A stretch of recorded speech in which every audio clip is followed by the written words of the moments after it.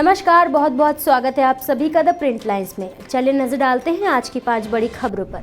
अरब दुनिया के सबसे पुराने स्वतंत्र राज्य ओमान के सुल्तान हैशम बिन तारिक अपनी पहली राजकीय यात्रा पर भारत पहुंचे हैं। आज सुबह राष्ट्रपति द्रौपदी मुर्मू और प्रधानमंत्री नरेंद्र मोदी ने राष्ट्रपति भवन में उनका गर्मजोशी से स्वागत किया। इसके बाद प्रधानमंत्री नरेंद्र मोदी और ओमान के सुल्तान हैथम बिन तारिक दिल्ली के हैदराबाद हाउस पहुंचे। दोनों नेताओं ने यहां मुलाकात की। यहां इनके बीच द्विपक्षीय वार्ता हुई। दोनों देशों के डेलीगेट्स, आप सभी का भारत में स्वागत करते हुए मुझे हार्दिक खुशी हो रही है। आज का दिन भारत और ओमान के संबंधों में एक ऐतिहासिक दिन है। आज 26 साल के बाद ओमान के सुल्तान स्टेट विजिट पर भारत आए हैं और मुझे और 140 करोड़ भारतवासियों को आपके स्वागत करने का अवसर मिला है। मैं सभी देशवासियों की तरफ से आपका हृदय से बहुत बहुत अभिनंदन करता हूं। फ्रेंड्स, मध्य प्रदेश, छत्तीसगढ़ व राजस्थान में बीजेपी की शानदार जीत के बाद बीजेपी के राष्ट्रीय अध्यक्ष जेपी नड्डा 2 दिवसीय हिमाचल दौरे पर हैं। इस दौरान आज बिलासपुर स्थित टाउन हॉल में अभिनंदन समारोह में जेपी नड्डा ने शिरकत की। कार्यक्रम के दौरान बड़ी संख्या में बीजेपी के नेता और कार्यकर्ता भी पहुंचे। इस दौरान कार्यक्रम को संबोधित करते हुए जेपी नड्डा ने कहा कि साबित हो गया है कि मोदी की गारंटी पूरे होने की गारंटी है। ये चुनाव भी एक तरीके का रण ही होता है और इस चुनाव में जब हमको सुनने को मिलता है कि पता नहीं क्या होगा, 4 में से 1 आएगा, 1.5 आएगा, 2 आएगा, और हमारे सभी साथी हमको फोन करके पूछते हैं कुछ गड़बड़ सुन रहे हैं, कुछ गड़बड़ सुन रहे हैं, क्या है। उस समय आप समझ सकते हैं कि हम लोगों की भी स्थिति कैसी होती है। लेकिन ये देश की राजनीति का बदलता परिवेश है। 21वीं शताब्दी सात्विक ताकतों की शक्ति की ताकत की समय है और ये मोदी जी का समय है और मोदी जी के नेतृत्व में हम 1 नहीं 5 में से 3 में जीत करके आते हैं और 2 में भी अपने आप को स्थापित करके आते हैं। मित्रों, यह जीत जो 3 राज्यों में हमें मिली है,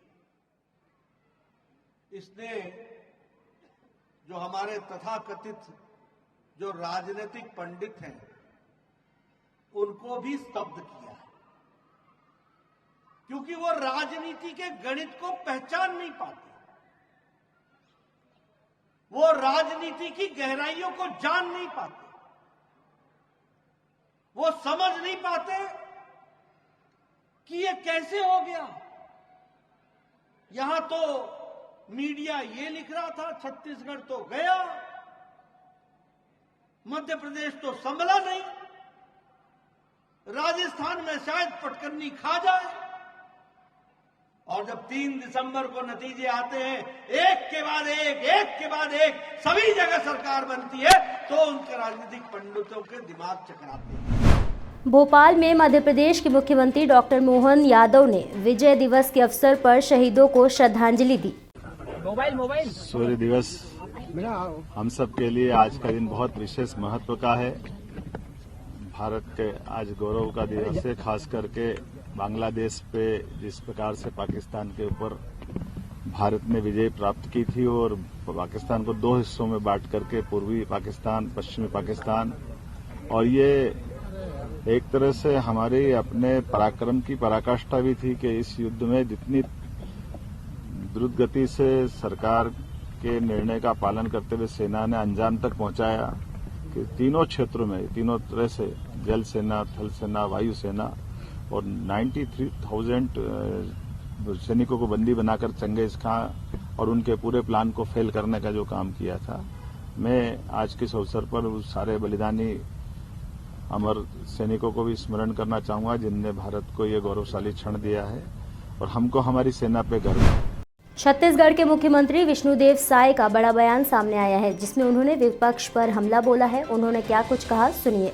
कि मुझे पूरा विश्वास है। सर, एक नारा है, मोदी है तो मुमकिन है। जैसे आप उस वक्त जो पंच से एकदम विधायक लड़ गए, जुदेव जी के ने आपको लड़वा दिया, ऐसे ही अभी आप केंद्र में थे, उससे पहले प्रदेश अध्यक्ष थे, अभी एकदम सीएम बनाए। तो क्या ये जिस तरीके से 3 राज्यों में भी अपने देखा गया सर कि जो एक कार्यकर्ता को सीएम चुन लिया गया, सर किस तरह? देखिए, आज भारतीय जनता पार्टी विश्व की सबसे बड़ी राजनीतिक पार्टी है और ये पार्टी विचारधाराओं की पार्टी है। इसमें नीति होते हैं, नियम होते हैं, नियत होता है और कार्यकर्ताओं का सम्मान भी होता है। और एक कार्यकर्ता अगर अपनी निष्ठा के साथ, ईमानदारी के साथ परिश्रम करता है तो इसका फल जरूर पार्टी से मिलता है। ये हम समझते हैं कि भारतीय जनता पार्टी में ही संभव है, दूसरी पार्टी में संभव नहीं है। दूसरी पार्टी में परिवारवाद वाली, हाँ, दूसरी पार्टी में परिवारवाद चलता है।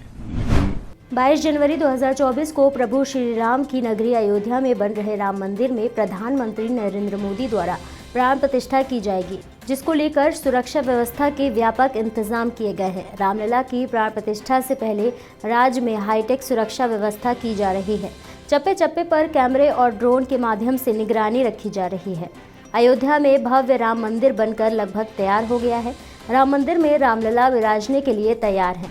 ये अयोध्या जी में हमेशा से सुरक्षा के लिए विशेष संवेदनशीलता रखी जाती है और हम लोग इसमें सभी संभव आयामों का हमने समावेश किया हुआ है और हम लोग लगातार सतर्क हैं और जो व्यवस्थाएं हैं वो हमने की हुई हैं, न सिर्फ मानवगत आधार पर, यानी कि हम जितने हमारा मैन पावर रिसोर्सेज है उसको, बल्कि हमने टेक्नोलॉजिकल डायमेंशंस को भी इसमें समावेश लगातार किया है और उसको लगातार अपग्रेड करते चले जा रहे हैं।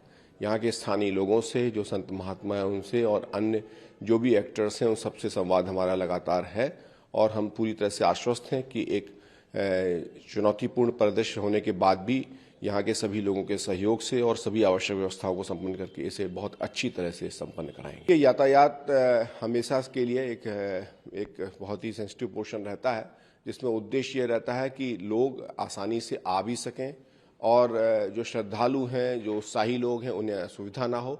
साथ साथ हम सुरक्षा को लेकर के किसी प्रकार की किसी भी तरह की कोई कंप्रोमाइज़ करने की स्थिति में नहीं होते हैं। तो हम लोगों का उद्देश्य यहाँ पर यही है कि हम यातायात प्रबंधन इस तरह से करें कि लोगों को असुविधा ना हो, लेकिन साथ साथ हम यातायात के लिए जो डाइवर्जन प्लान है उसको पहले से ही हम लोगों को बता रहे हैं। हम मीडिया में भी बताएंगे, जो हमारे ट्रांसपोर्टर्स हैं उनको भी समय रहते बताएंगे, ताकि लोगों को एक किसी तरीके के अपने डाइवर्जन के एक वैकल्पिक मार्ग हमेशा उपलब्ध रहे। ऐसी ही और भी अहम खबरों को देखने के लिए बने रहिए द प्रिंट लाइन्स के साथ।